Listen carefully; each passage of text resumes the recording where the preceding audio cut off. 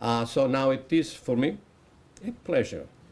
When through my life I organized many conferences, I went to many conferences, and my children were always asking, "Daddy, where are you going?"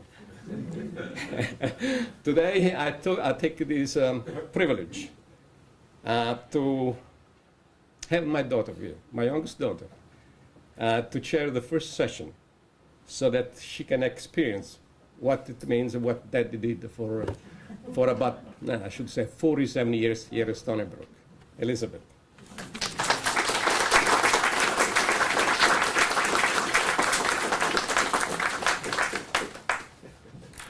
I should say that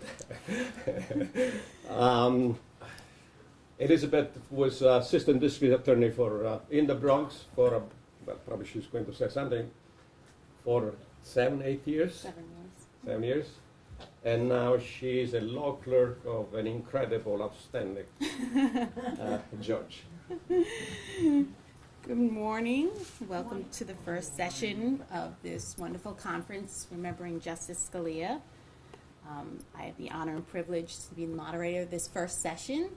As a law clerk, I had read many of Justice Scalia's decisions because of my job, and while I may not have agreed with some of his decisions, they were always incredibly written, actually beautiful pieces, which is a compliment to him or maybe his law clerks, whoever did most of the writing.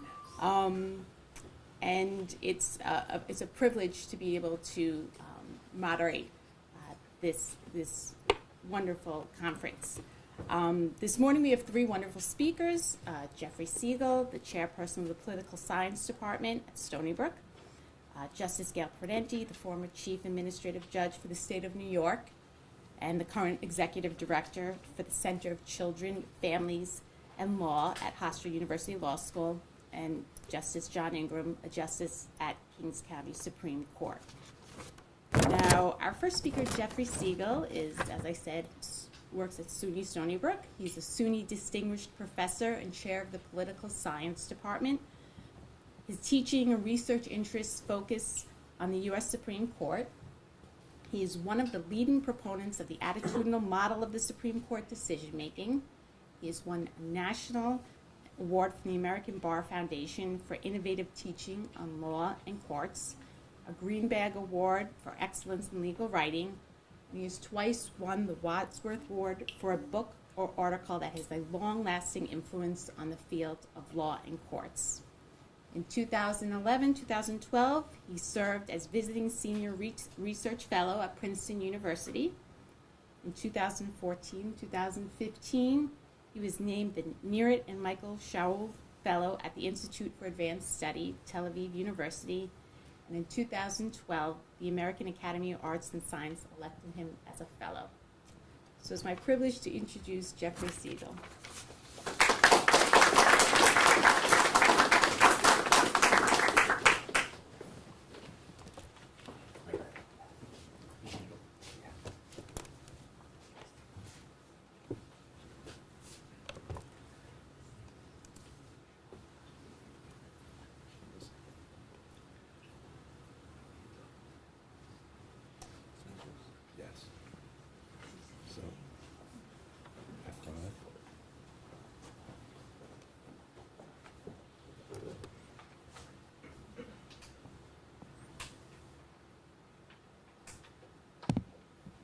Okay, thank you, Elizabeth, for that wonderful introduction. I'd like to thank Mario Mignone, a longtime friend of mine, for putting this together.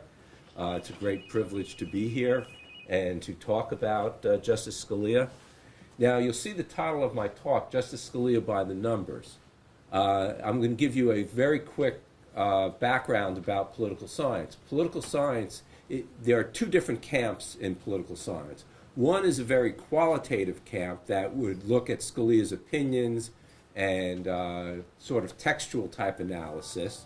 The other camp, which is what our department has done so well, is a more quantitative, looking at empirical numbers and things like that.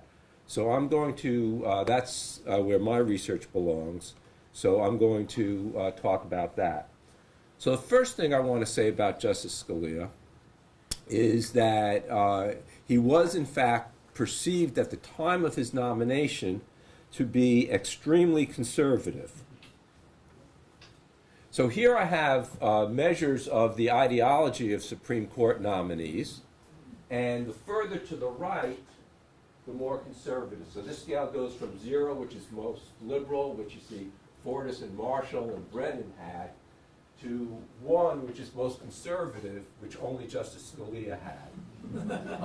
So others were close, but these perceived ideology scores are based on newspaper editorials from a variety of prominent newspapers between the time of the nomination by the president and confirmation by the Senate.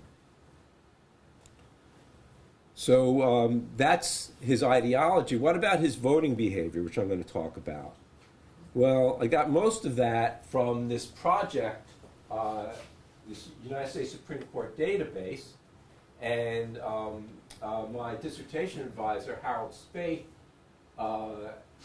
had originally created this database, and then we got a grant which he collected data from 1946 through the current term.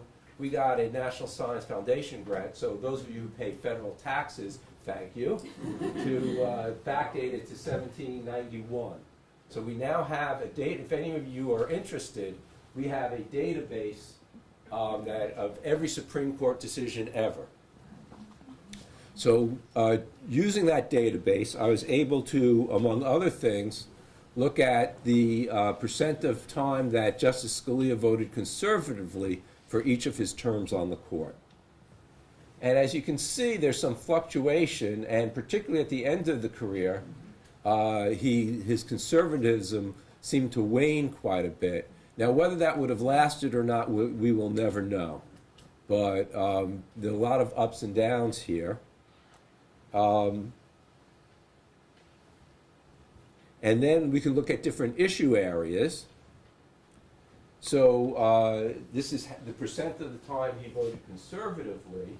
And he was conservative in almost every issue area except federal taxation. Federal taxation, the conservative position is supporting the federal government in a tax case, and he was anti-tax. So as we judged ideology in tax cases, he was on the liberal side.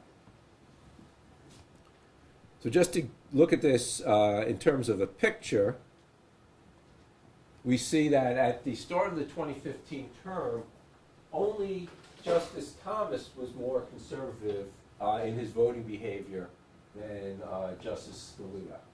Now, we could talk about this later, but a lot of people think that Thomas just followed Scalia. I actually think there's pretty good evidence that it was the opposite, that Scalia, to a certain extent, followed Thomas.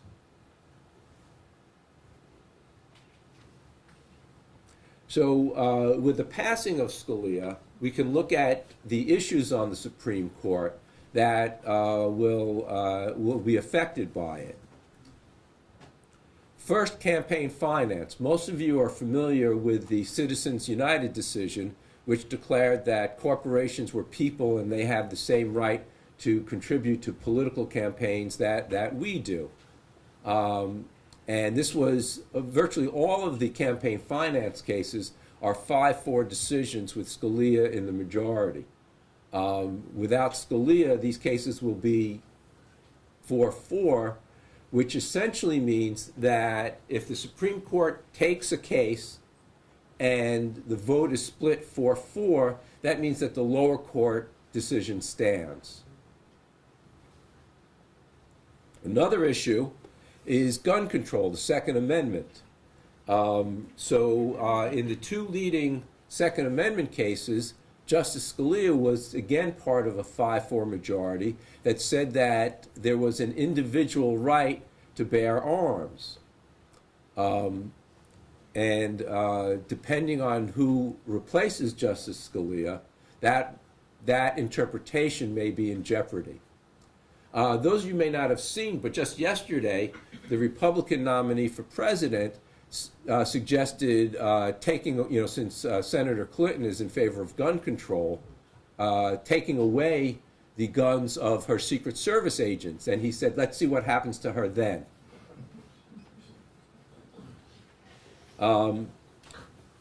Also, affirmative action.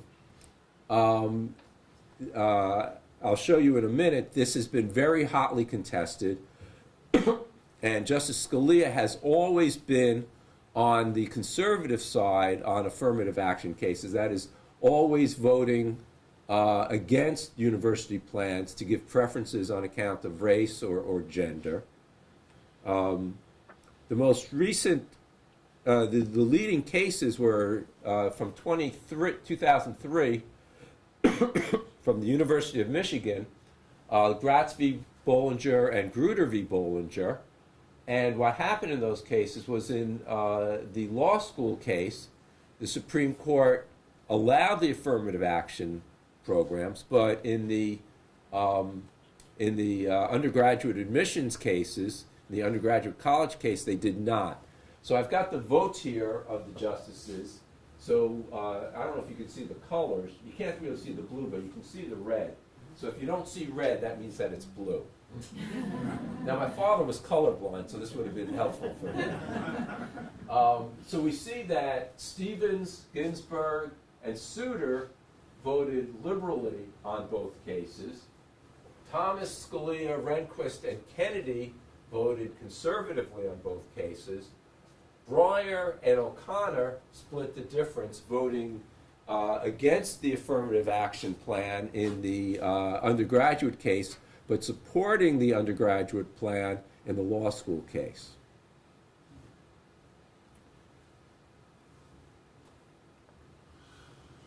So does this, I was talking about ideology, does the ideology of the justices matter? Yes, and it matters enormously. Let me put up a scatter plot for you. So this is an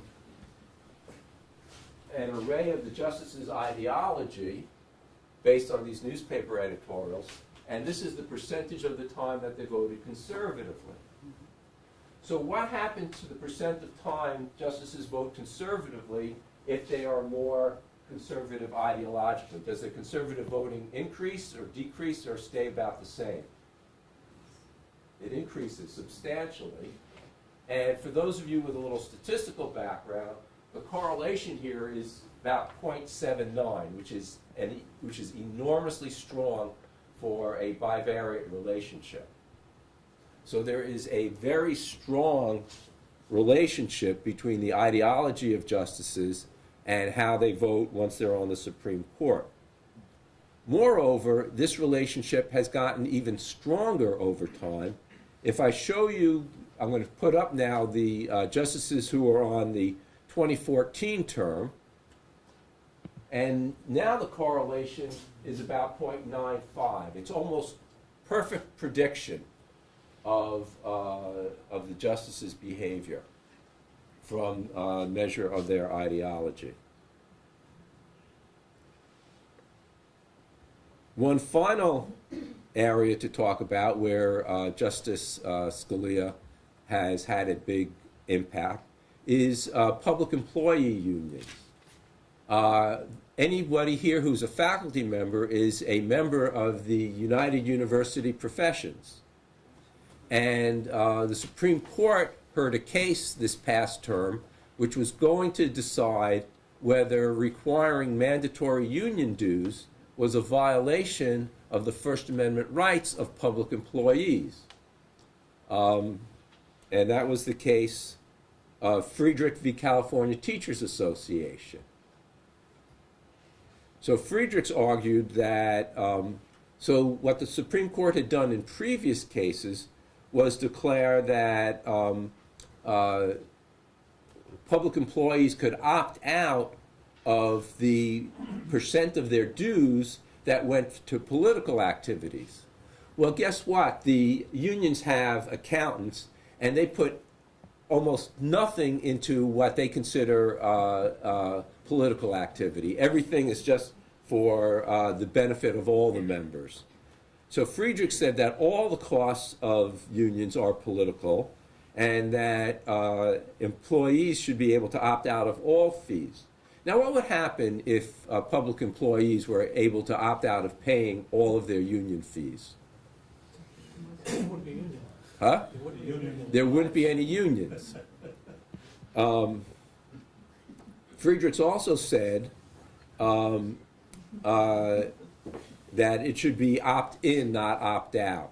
So if you're familiar with behavioral economics, you'll know that one easy way to get people to, say, contribute more to their pensions is to have opt-out rather than opt-in. You make the passive choice the one that you want people to do. So you say people, okay, we're not gonna force you to contribute more to your pensions, but if you don't do anything, you're going to contribute more. If you want to contribute less, you have to go over and sign something. So he wanted it to be opt-in to pay union dues, not opt-out. The lower court, the district court ruled in California ruled for the California Teachers Association, as did the Court of Appeals. So when this case gets to the Supreme Court, the court is dealing with a lower court decision that had ruled in favor of the California Teachers Association and against Friedrichs. So that means that if there is, that means that if there is a split vote, that decision remains the law of the land. So just some dates here that you don't really need to know. I'm not testing you on any of this.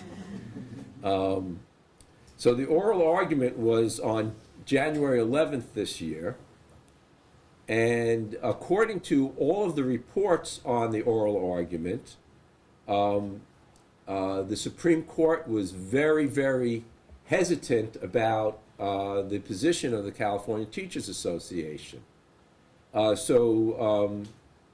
Scotus blog wrote that the liberals on the court, they had back and forth during the oral argument. They were arguing about the value of precedent. So there were precedents that said that the California Teachers Association was correct, not the correctness of the decision. And the Times and the Washington Post both said that there appeared very clearly to be a majority in favor of striking down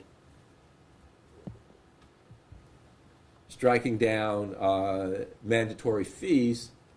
And then on February 13th of this year, we all learned that Justice Scalia passed away. Now, I've heard that the president of our union let out a cheer when he heard this, which of course is inappropriate. So it was interesting because before this happened, our union was being nice to all of us because they knew that if this case came down as everyone thought it would, that we would have the ability to just leave. But now that we don't have that ability to leave, they're back to being the way that they were.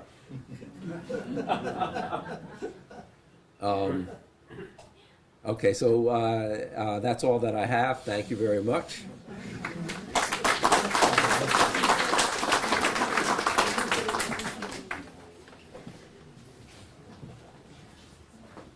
I think it'll be easier if any questions that we do it at the end of the session.